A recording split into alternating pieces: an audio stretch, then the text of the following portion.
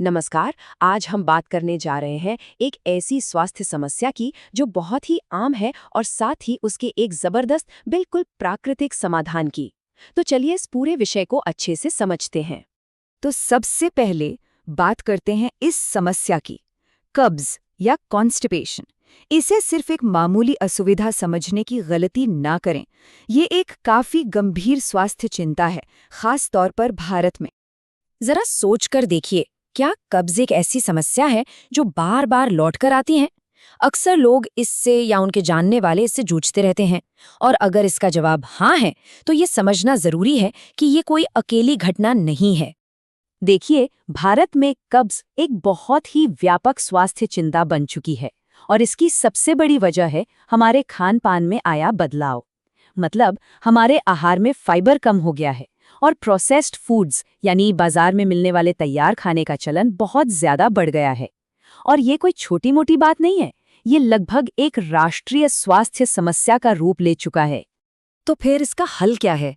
खैर, अच्छी खबर ये है कि प्रकृति के पास इसका एक बहुत ही शक्तिशाली जवाब मौजूद है, और वो जवाब है माइक्रोग्रीन्स। माइक्रोग्रीन्स को पेट की सफाई के लिए एक रामबाण इलाज कहा जाता है। और ऐसा क्यों है? क्योंकि ये छोटे छोटे पौधे हाई क्वालिटी फाइबर से भरे होते हैं, और यही वो फाइबर है जो हमारे पाचन तंत्र को दुरुस्त करने के लिए सबसे जरूरी चीज है। और ये आंकड़ा सच में कमाल का है।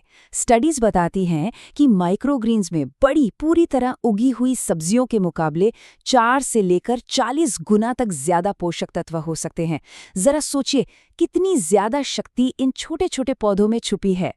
ठीक है, तो अब सवाल ये उठता है कि क्या सारे माइक्रोग्रीन्स एक जैसे काम करते हैं? जी नहीं। अगर खास तौर पर कब्ज की समस्या को दूर करना है, तो कुछ ऐसे माइक्रोग्रीन्स हैं जो सबसे ज्यादा असरदार साबित होते हैं। तो ये है हमारी पाचन को दुरुस्त करने वाली ड्रीम टीम।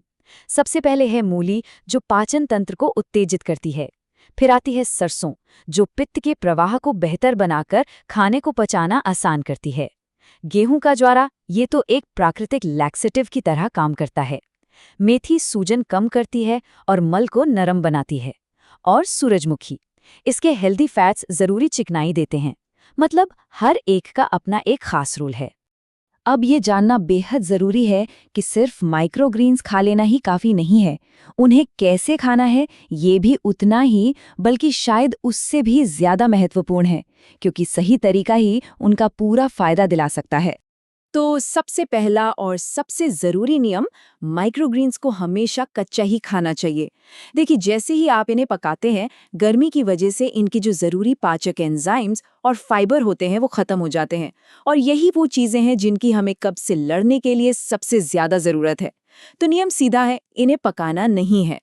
और सबसे अच्छे नतीजों के लिए कुछ और बातें ध्यान में रखनी है। इन्हें लेने का सबसे अच्छा समय है सुबह खाली पेट। अगर इन्हें ऐसे ही चबाना मुश्किल लगे तो कोई बात नहीं, इन्हें खीरे या सेब के साथ मिलाकर एक बढ़िया सी स्मूदी भी बना सकते हैं।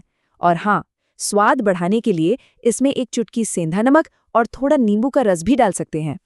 तो चलिए अब इन सारी बातों को मिलाकर एक पूरा दैनिक प्लान देखते हैं।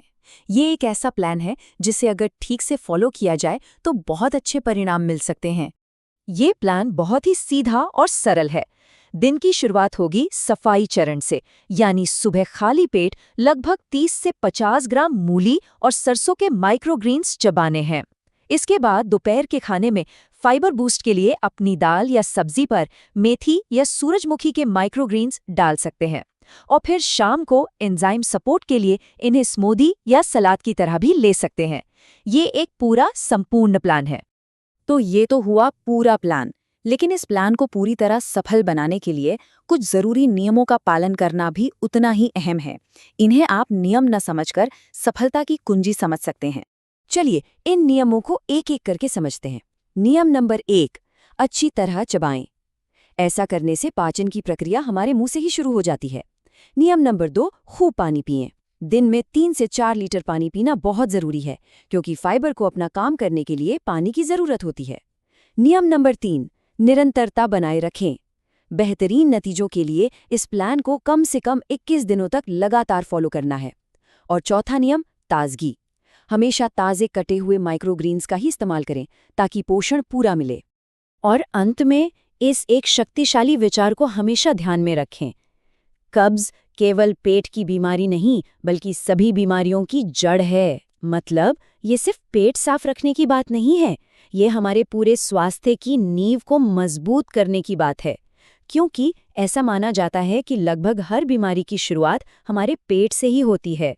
तो आखिरी सवाल यही उठता है कि सभी बीमारियों की इस जड़ को साफ करने की शुरुआत कब से की जाए? प्रकृति ने तो अपना जवाब इन नन्हे पौधों के रूप में हमें दे ही दिया है। अब फैसला खुद करना है।